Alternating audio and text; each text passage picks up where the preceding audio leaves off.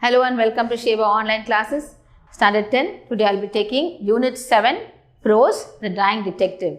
With this, I think we have completed all the prose, poetry and supplementary. So we come to the last part of the English subject, that is the Unit 7, right? Okay. So this story is all about Sherlock Holmes. Okay, this is a very interesting story. How many of you like to listen to detective stories?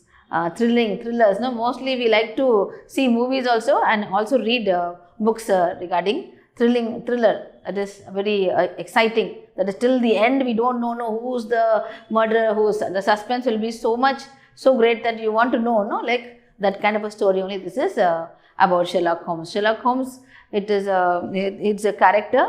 It's not a real, it is fictitious only. A character by whom? Sir Arthur Conan Doyle. Conan Doyle is the author. That is, he only written that. So before that, I will tell you about him. I will give you a small introduction about Sir Arthur Ignatius Conan Doyle. His name is full name. 1859 to 1930. Was a British writer best known for his detective fiction featuring the character of Sherlock Holmes, which are generally considered milestones in the field of crime fiction. Doyle wrote 46 short stories featuring the famous detective. The story is narrated by the character Mr. Watson. Originally a physician, in 1887, he published a study in Scarlet, the first of 4 novels about Holmes and Dr. Watson. In addition, Doyle wrote over 50 short stories featuring the famous detective. The Sherlock Holmes stories are generally considered milestones in the field of fiction. His notable works include Stories of Sherlock Holmes and The Lost World. And one more thing I would like to say, like this character, that is Sir Ignatius Conan Doyle, to get this character, Sherlock Holmes, he was inspired by whom? Joseph Bell. He was a lecturer in medicine whose detective approach to diagnosis inspired Arthur Conan Doyle character Sherlock Holmes. The wider picture in the Scotland at the time is set out in our historical timeline. Joseph Bell was born in Edinburgh. So this is it. So let's start the story. Before that, I would like to tell you about the characters. How many characters are there? So you should know the characters, only then you will understand the story. So the characters are, first is the main person, Sherlock Holmes, Dr. Watson. They both are very good friends. Dr. Watson and Sherlock Holmes are very great friends. And Mrs. Hudson, Sherlock Holmes' landlady. And then Mr. Culverton Smith. He is the main accused in this story. So, hope you are, first you know the characters. Because if you know the characters only, you will be able to follow the lesson properly. Okay, let's start the story. Mrs. Hudson, the landlady of Sherlock Holmes, came to me and said, "Mr. Holmes is dying, Mr. Watson. For 3 days he has been sinking and I doubt if he will last another day. He would not let me get a doctor. I told him I could not stand any more and would get a doctor. He replied, 'Let it be, Watson, then.' So he wanted me to call you, not any other doctor.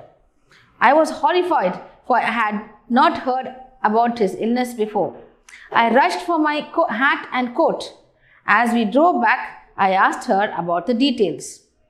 'There is little I can tell you, sir. He has been working on a case down at Rotherhithe, near the river, and has brought his illness back with him. He took to bed on Wednesday afternoon and has never moved since.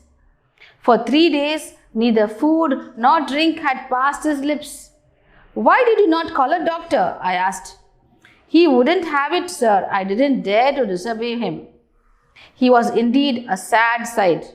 In the dim light of a foggy November day, the sick room was a gloomy spot, but it was the gaunt face staring from the bed that brought chill to my heart. His eyes had the brightness of fever, his cheeks were flushed, and his hand twitched all the time. He lay listless. 'My dear fellow,' I cried, approaching him. 'Stand back, he cried. 'But why? I want to help you, I said. Certainly, Watson, but it is for your own sake. For my sake? I was surprised. I know. What is the matter with me? It is a disease from Sumatra. It is deadly and contagious, Watson.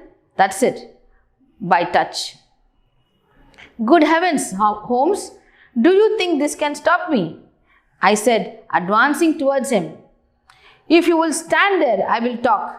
If you don't, you must leave the room, said my master. Master is Sherlock Holmes. I have always given it to Holmes' wishes, but now my feelings as a doctor were aroused. I was at least his master in the sick room. Holmes, I said, you are not yourself whether you like it or not. I will examine your symptoms and treat you. If I am to have a doctor, he said, let me at least have someone in whom I have confidence. Then you have none in me. In your friendship, certainly, but facts are facts, Watson. You are a general practitioner, not a specialist of this disease. If so, let me bring Mr. Japer Meek or Penrose Fisher or any other best man in London. How ignorant you are, Watson, he said with a groan. What would you know about Tarpoli fever or the Black Formosa plague? I have never heard of them, I admitted. There are many problems of the disease in the East. I have learned that much during my recent researches, and during this course, I caught this illness, he said. I will bring Mr. Ainstree then, I said, going towards the door. Never have I had such a shock when dying man bolted the door and locked it, shouted in an uncontrolled way, and in a moment he was back in his bed. You won't have the key by force from me, Watson. Be here till 6 o'clock. It is 4 now. This is madness, Holmes, I said. Only 2 hours, Watson. Then you can get a doctor of my choice. You can read some books over there. At 6, we will talk again. Unable to settle down to reading, I walked slowly round and round, looking at the pictures. Finally, I came to the mantelpiece, where, among other things, I saw a black and white ivory box with sliding lid. As I held it in my hand to examine it, I heard a dreadful cry. Put it down, down at once, Watson, he said. I hate to have my things touched. Sit down, man, and let me have my rest. Then I sat in silence, dejection, until the stipulated time had passed. Now, Watson, he said, have you any change? Yes, I replied. How many half-crowns? Put them in your watch pocket and all the rest in your trouser pocket. You will light the gas lamp, but it must be half on. You will have the kindness to place some letters and papers on the table within my reach. Now place the ivory box on the table within my reach. Slide the lid a bit with tongs. Put the tongs on the table. Good. Now you go and fetch Mr. Culverton Smith of 13 Lower Burke Street. I was hesitant to leave now. He was delirious. I have never heard of the name, I said. Well, he is the man who has the knowledge of this disease, and he is not a medical man. He is a planter. He lives in Sumatra, now visiting London. I didn't want you to go before 6 because you wouldn't have found him in his study. I hope you will be able to persuade him to come. You will tell him exactly how you have left me, he said. You must tell him that I am dying. Plead with him, Watson. I'll bring him in a cab, I said. No, you will persuade him to come and return before him. Make any excuse. Remember this, Watson. I saw Mr. Hudson was waiting outside, trembling and crying. Below, as I waited for the cab, I met Mr. Morton of the Scotland Yard. He was not in his uniform. How is he? Asked Inspector Morton. He is ill, I answered. I reached Mr. Culverton Smith's house. The butler appeared at the doorway. Through the half-open door, I heard a man's voice telling the butler, I am not at home, say so. I pushed past the butler and entered the room. I saw a frail man with bald head sitting. I am sorry, I said, but the matter cannot be delayed, Mr. Sherlock Holmes. The mere mention of his name had a different effect on the man. Have you come from Holmes? How is he? He asked. He is very ill. That is why I have come. Mr. Holmes has a high opinion of you and thought you are the only man in London who can help him. The little man was startled. Why? He asked. Because of your knowledge of the Eastern disease, I replied. How did he get it? He asked. I told him everything. He smiled and agreed to come. Pretending that I had some other appointment, I left him. With a sinking heart, I reached Holmes' room. I told him that Mr. Smith was coming. Well done, Watson, he said. You have done everything that a good friend could do. Now you disappear to the next room and don't speak or come here. I heard the footsteps. I heard a voice say, Holmes, Holmes, can you hear me? Is that you, Mr. Smith? Holmes whispered. You know what is wrong with you? You are the only one in London who can cure me. Do you know the symptoms? Asked Smith. Only too well, Mr. Smith, said he described the symptoms. And he described the symptoms. They are the same, Holmes, Smith said. Poor Victor was a dead man on the fourth day, a strong and healthy young man. What a coincidence indeed. I know what you did, said Mr. Holmes. Well, you can't prove it. Give me water, please. Holmes groaned. Here, I said. I heard Smith's voice. Cure me, please. Well, about the Victor's savage death. You did it. I'll forget everything, but cure me. I'll forget about it. You can forget or remember just as you like. It doesn't matter to me how my nephew died. Watson said you got it from the Chinese sailors. Could there be any other reason? I can't think. My mind is gone. Help me, pleaded Holmes. Did anything come from Prose? A box by chance on Wednesday? Yes, I opened it and there was a sharp spring inside. A joke perhaps. It drew blood, said Holmes. No, it was not a joke, you fool. You got it. Who asked you to cross my path? You knew too much about Victor's death. Your end is near, Holmes. I'll carry this box in my pocket. The last piece of evidence.